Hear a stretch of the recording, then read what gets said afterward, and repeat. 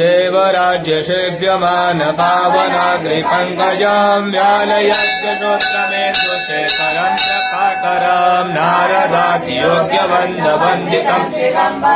काशिकापुरादिनाथ कालभैरवं भजे भानुकोटिभास्वरं भवाब्धितारकं परं नीलकण्ठमित्यदार्थदायकं त्रिलोचनं कालकालमम्बुजशमक्षशूरमक्षरं काशिकापुरादिन कालभैरवं भजे शूलटङ्कपाशदण्डपाणिमादिकारणं श्यामकायमादिदेवमक्षरं निरामयं भीमविक्रमं प्रभु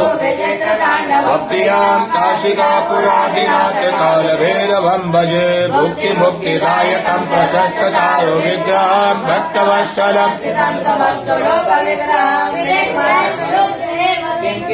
सत्कटीं काशिकापुरादिनाथ कालभैरवं भजे धर्मसेतुपालकं कुधर्ममार्गनाशकम् अजमोजकं सुधर्मदायकं विभुं स्वर्णवर्णशोभिताङ्गमण्डलं काशिकापुरादिनाथं भजे पादुकाप्रभाभिरामपाद्मयुग्मकम् निरञ्जनं मृत्युदर्पनाशनं करालदृष्टमोक्षणं काशिकापुरादिनाथ कालभैरवं भजे बिन्वन्वजारिकोश